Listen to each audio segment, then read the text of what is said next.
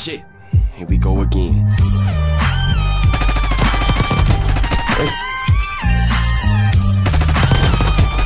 دوتا اپوش ببین یه سکوت دیگه حلالت باشه با لحجه سلیس عربی گفت پرفکت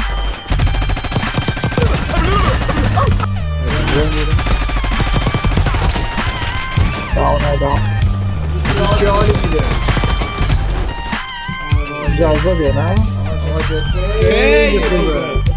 Shut the fuck up. بخیر منو بخیر